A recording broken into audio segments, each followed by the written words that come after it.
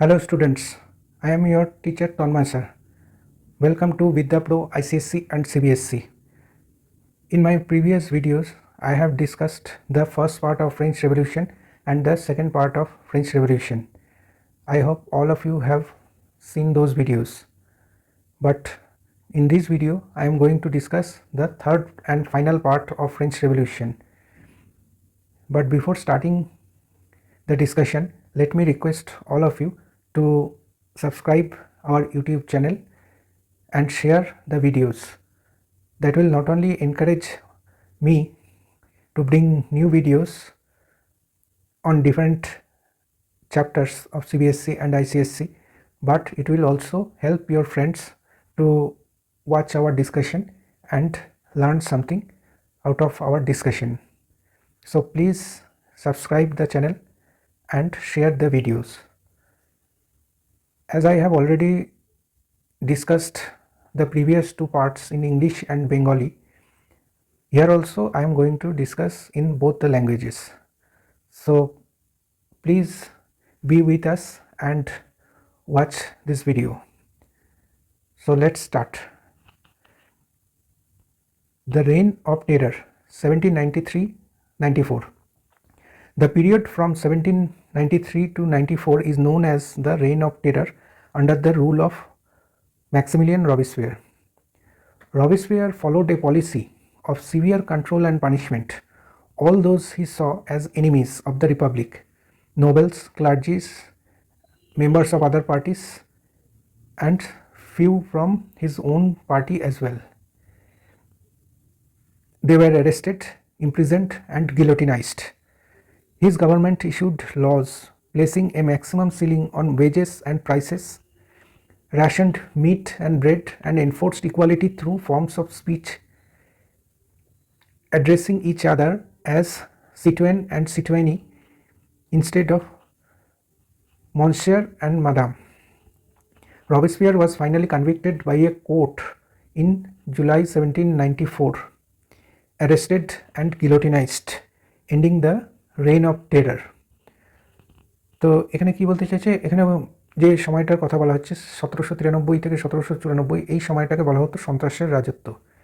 1793 থেকে 1794 সাল পর্যন্ত সময়কালটা ছিল ম্যাক্সিমিলিয়ান রবিসপিয়ারের শাসনকাল। সেই সময়টাকেই সন্ত্রাসের রাজত্ব নামে পরিচয় দেওয়া হয়।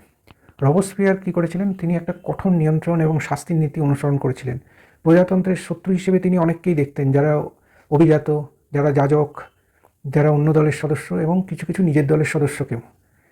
তিনি তাদের সবাইকে গ্রেপ্তার করতে শুরু করে দিয়েছিলেন, কারারুদ্ধ করছিলেন, গিলোটিনে মাথা কেটে নিচ্ছিলেন। তার সরকার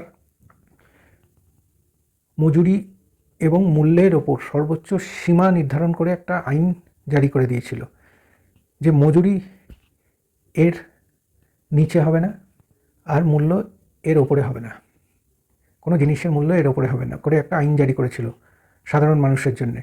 মাংস এবং রুটির রেশনিং চালু করে দিয়েছিল এবং ভাষার ব্যবহারের মাধ্যমে সমতা প্রয়োগ করার চেষ্টা করেছিল। মসিয়ে এবং মাদাম এর পরিবর্তে তারা নিজেদের সিটোয়েন এবং সিটোয়েনি সম্বোধন করা শুরু করেছিল। অবশেষে 1794 সালের জুলাই মাসে রবসপিয়ার একটা আদালতে দোষী সাব্যস্ত হন, গ্রেপ্তার হন এবং তারও গিলোটিন করে মাথা বাদ দিয়ে দেওয়া হয়, যার মাধ্যমে এই যে সন্ত্রাসের রাজত্বকাল তার অবসান ঘটেছিল। 6 নম্বর পার্টে কি বলছে, A directory rules France. The fall of the Jacobean government allowed the wealthier middle class to seize power. A new constitution was introduced and a directory, that is an executive body of 5 members, was appointed to prevent the concentration of power in one person. However, the directors often clashed with legislative councils, leading to political instability. তো এখানে যেটা বলতে চাইছে, এর পরে Maximilian রবিসপিয়ারের পরে একটা directory ফ্রান্সকে শাসন করেছিল। একটা নতুন সংবিধানের প্রবর্তন করা হলো, যেখানে একজনের হাতে যাতে সমস্ত ক্ষমতা না থাকে তার জন্য একটা 5 সদস্যের কার্যনির্বাহী সংস্থা বা ডিরেক্টরি সৃষ্টি করা হয়েছিল। এই ডিরেক্টররা প্রায়ই আইনসভাগুলো যে মেম্বাররা ছিল তাদের সঙ্গে সংঘাতে জড়িয়ে পড়তো এবং এর ফলে চারিদিকে কী হলো, ডিরেক্টরি শাসন আনা হলো ঠিকই, কিন্তু একটা রাজনৈতিক অস্থিরতার সৃষ্টি হয়ে গেল। ডিড 7 নম্বরে কী বলছে, did women have a revolution? Women of the third estate worked for a living, had lower wages than men, and were reduced to passive citizens by the 1791 Constitution. They started their own political clubs and newspapers to voice their demand for equal political rights, including the right to vote. Early revolutionary governments introduced laws to improve their position. Compulsory schooling, legislation of divorce, and training for jobs. Their struggle continued for over a century, and French women finally won the right to vote in 1946 only. তো এখানে কি বলছে যে নারীরা কি এই বিপ্লবে অংশগ্রহণ করেছিলেন? তৃতীয় এস্টেটের যে সমস্ত নারীরা, তারা জীবিকা নির্বাহের জন্য বাইরে কাজ করত, পুরুষদের থেকে কম মজুরি পেত, এবং 1791 সালের সংবিধানের দ্বারা তাদেরকে নিষ্ক্রিয় নাগরিকে পরিণত করা হয়েছিল। নাগরিক হয়েছিল কিন্তু নিষ্ক্রিয় নাগরিক। তারা সমান রাজনৈতিক অধিকার, যার মধ্যে ভোটাধিকারও অন্তর্ভুক্ত, সেই দাবি জানানোর জন্য নিজেদের ক্লাব তৈরি করছিল, নিজেদের নিউজ পেপার তৈরি করছিল। প্রাথমিক বিপ্লবী সরকারগুলো এই নারীদের অবস্থার উন্নতির জন্য আইন প্রণয়ন করেছিল। কীরকম? তারা বাধ্যতামূলক শিক্ষার অধিকার পেল, বিবাহ বিচ্ছেদের বৈধতা পেল, এবং চাকরির জন্য তাদের প্রশিক্ষণ দেওয়ার ব্যবস্থা হলো। তাদের সংগ্রাম 1 শতাব্দীরও বেশি সময় ধরে চলেছিল, এবং ফরাসি নারীরা অবশেষে 1946 সালে ভোটাধিকার লাভ করে। The abolition of slavery. The slavery was rampant in the French colonies in the Caribbean, which were important suppliers of commodities like tobacco, indigo, sugar, and coffee. The Jacobean regime finally legislated to free all slaves in the French overseas possessions in 1794. However, Napoleon Bonaparte reintroduced slavery 10 years after. It was finally abolished in the French colonies in 1848. তো এখানে যেটা বলতে চাইছে সেটা হচ্ছে দাসত্ব প্রথার বিলোপ সম্বন্ধে।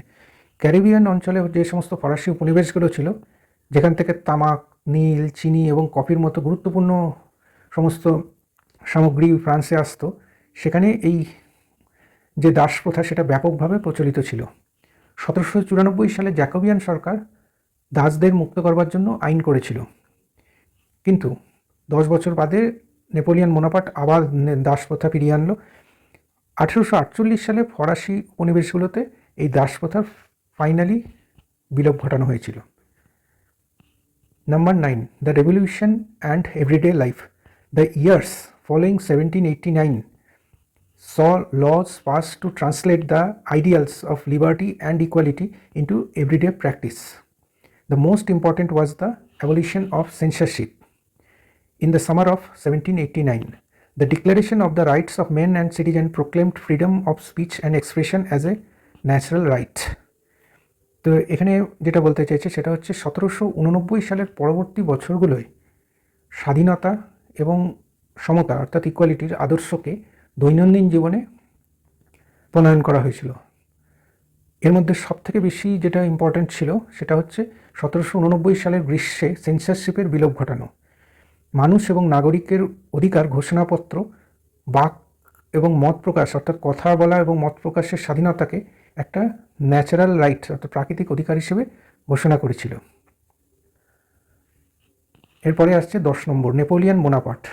The political instability of the directory paved the way for the rise of military dictator Napoleon Bonaparte. In 1804, he crowned himself Emperor of the France. He set out to conquer neighboring European countries, seeing himself as a modernizer of Europe. He introduced laws like protection of private property and a uniform system of weights and measures. He was finally defeated at Waterloo in 1815. The ideas of liberty and democratic rights remain the most important legacy of French Revolution, inspiring revolutionary movements and the concept of the sovereign nation state across Europe and the world.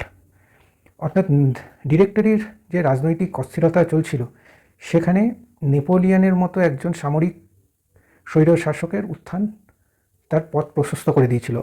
1804 সালে তিনি নিজেকে ফ্রান্সের সম্রাট হিসেবে ঘোষণা করে দিলেন। নিজেকে ইউরোপের আধুনিকতার জনক হিসেবে তিনি দেখতে থাকেন এবং তিনি প্রতিবেশী ইউরোপীয় দেশগুলিকে জয় করতে বেরিয়ে পড়েন, তাদের সঙ্গে যুদ্ধ করতে বেরিয়ে পড়েন। তিনি ব্যক্তিগত সম্পত্তির রক্ষা এবং ওজন এবং পরিমাপের একটা অভিন্ন পদ্ধতির আইন প্রবর্তন করেছিলেন। শেষ অবধি 1815 সালে ওয়াটারলুতে যুদ্ধ করতে করতে তিনি পরাজিত হন। স্বাধীনতা এবং গণতান্ত্রিক অধিকারের ধারণাগুলো ফরাসি বিপ্লবের সবথেকে গুরুত্বপূর্ণ অধিকার হিসেবে রয়ে গেছে, যা সমগ্র ইউরোপ এবং বিশ্বজুড়ে যে বিপ্লবী আন্দোলন এবং সার্বভৌম জাতি বা রাষ্ট্রের ধারণাকে অনেক বেশি অনুপ্রেরণা জুগিয়েছিল। তো এইভাবে নেপোলিয়ন বোনাপার্টের পতনের সাথে সাথে ফরাসি আন্দোলনেরও সমাপ্তি ঘটেছিল। তো এই হচ্ছে ফ্রেঞ্চ রেভলিউশন সম্পর্কে আমাদের আলোচনা। আশা করি তোমরা বুঝতে পেরেছো, তোমাদের অনেকটা হেল্প হবে এই আলোচনার থেকে। So thank you for being part of this discussion. Please share this video and subscribe our channel. We will come back with lot more videos related to your syllabus. So we'll make more videos on different chapters of your syllabus. So please watch our channel and subscribe our channel and share our channel. We are there for you in Facebook, YouTube as well as in Instagram. So please subscribe and share. We will come back shortly with the next chapter. Thank you and bye.